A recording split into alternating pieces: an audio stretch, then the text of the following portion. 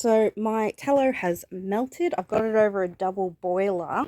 And I've turned it off right now because it was getting a bit too warm. And I'm going to mix the lye in. So this would be the same as the double boiler, that is, would be the same as putting it near the fire in a warm sort of place, but not on the fire. And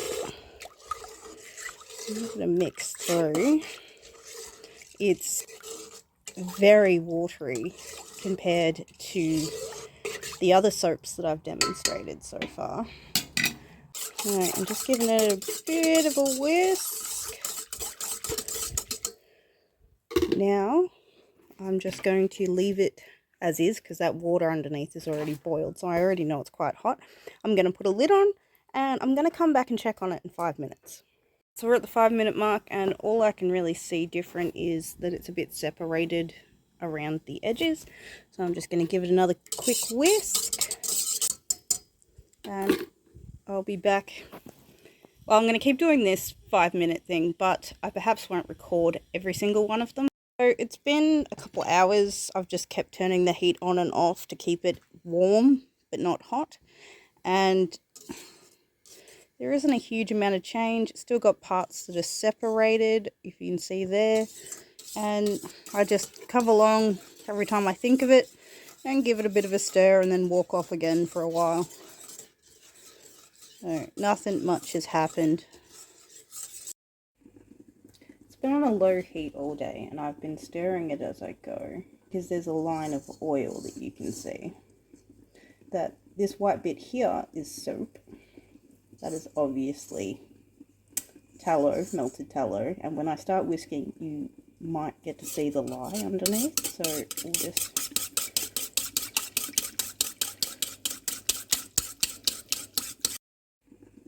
it's been on a low heat all day and I've been stirring it as I go. Now I will whisk it. Now I'm expecting, because there's a line of oil that you can see, that this white bit here is soap. That is obviously tallow, melted tallow, and when I start whisking you might get to see the lye underneath, so we'll just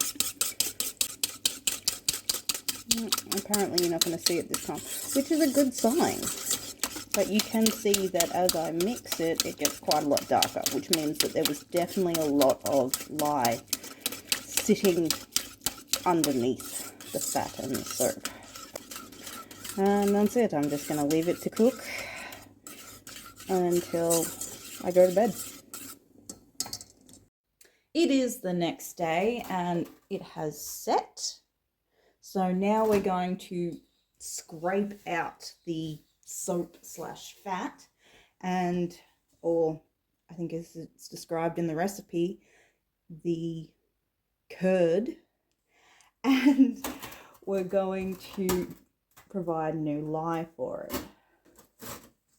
So what I was expecting to find is not this. I was expecting to find a lot of liquid at the bottom.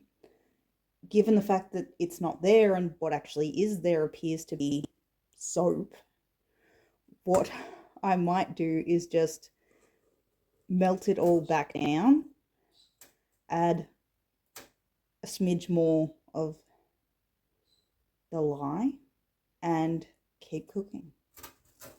So bear with me.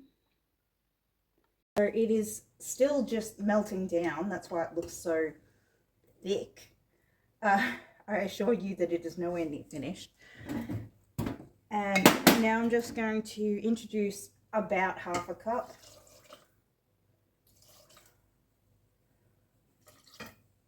And stir it through while it's all still warming up. And then it's the continual process of checking on it every half hour, hour or so.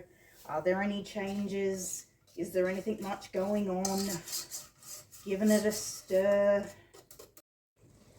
So I kind of feel that when Esme was talking about it being like cream, I wonder if, you can't really see, I'm sorry, whether or not this stage was what she was sort of talking about. It's thicker than what it has been. It is still only like cream off the vat. So it's been about half an hour, and look, so I got it, you saw that it was, you know, slightly creamier but not overly creamy, and I've come back, as I said, half an hour later, and all of a sudden it's more like your bottled cream. We're almost at that trace stage. Okay, so it kind of just stopped doing anything, so I decided, like, I ran my fingers through it and it was super greasy instead of, you know, soapy. So I decided to add a bit more lye, and I also decided after a while to chuck it in a big pot and boil the crap out of it for a couple of minutes. So I'm just showing you that right now. I just wanted to show you this because, as I said, I boiled the crap out of it. And if you have a look, it's separated out. And I'm not 100% sure whether that separation is fat or whether it is the water from lye, and the rest of this cloudy gunk stuff is actually soap. So what I'm going to do is actually let it all settle out. So I turned all the heat off it, and I'll come back to it once it's completely cooled, and it'll give me a better idea of what I'm looking at. Okay, so I've left it to cool and it's gone hard, and you can see that all that white is tallow. So we're just gonna scrape it back and have a look at what's actually underneath, which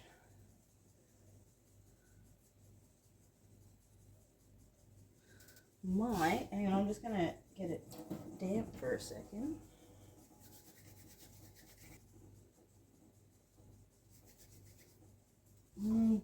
Not quite soap, but it's not that far off either. Which means that what I need to do is, well, heat it all back up and add more lye to dissolve the fat. Okay, so I've just gone outside and grabbed more of the lye solution, and before I actually add it, I'm going to start heating all this back up again.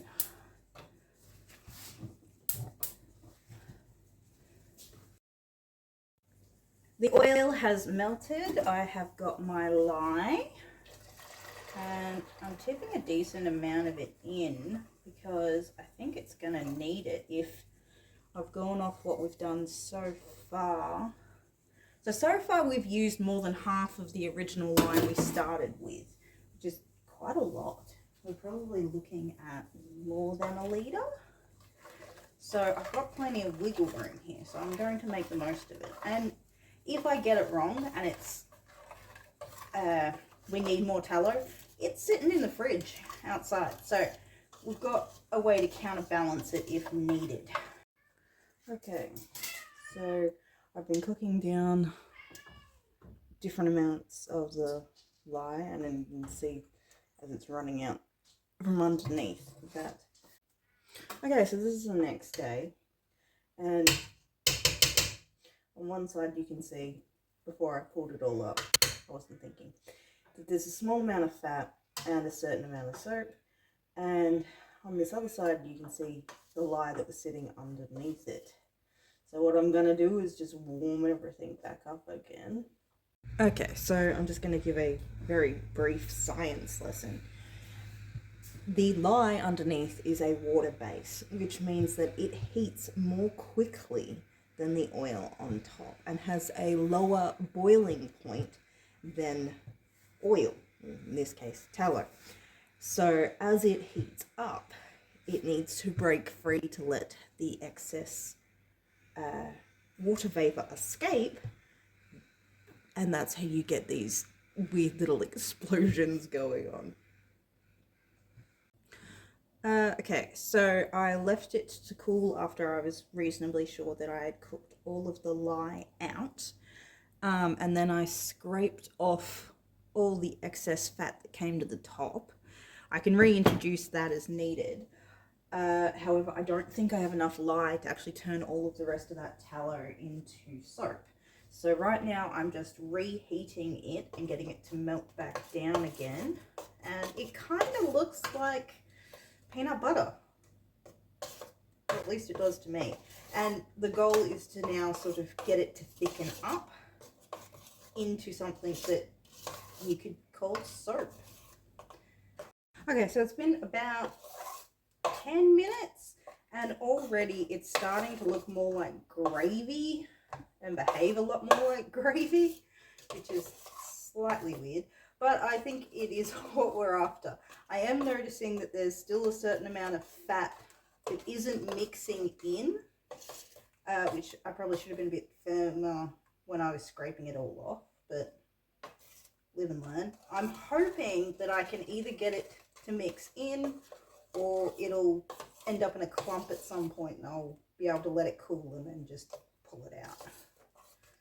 So until then, I'm just going to keep an eye on it, keep it warm, not hot, and stir it so it doesn't burn, and hopefully it'll start to firm up even more than this. Good news! Look at how thick and creamy it's gotten. I am about ready, maybe just a, no, I'm pretty happy with it. I'm about ready to add the brine, which will add a level of hardness. So before I do that, I think I might just take a small sample of this as it is to show you when it cools what a soft soap looks like and is like. So, okay, I've got my brine ready. I have to inform you that I only had the pink salt, the Himalayan salt. So this could go really, really badly because Himalayan salt being rock rather than like sea salt may have other minerals in it, which may react. Here's hoping it doesn't. But I mean, upside, it might end up like a cuter color. So I'm just going to now whisk all that together before I start adding the heat. So I can probably safely add the heat now. And so then you just boil the water away and the salt will have mixed in with the soap. And it should end up making a harder block. Now, it won't make it as hard as brought soap because this is technically a soft soap recipe because of the chemicals involved. Go do some science if you want to know more about that. It's not really my area. Now, already, even with essentially, so it is a pint, so it's essentially 500 mils, just under. We're already back up to that sort of trace, almost trace. So I'm a bit surprised by that. I was expecting it to be a lot bigger of a deal. So I've decided to do a couple of tests. So I've already taken out my soft soap, or what is actually considered liquid soap, from before I put the brine in. I'm going to do some with the brine. And then I'm going to add beeswax to a small amount of it to see if that makes it even slightly harder again.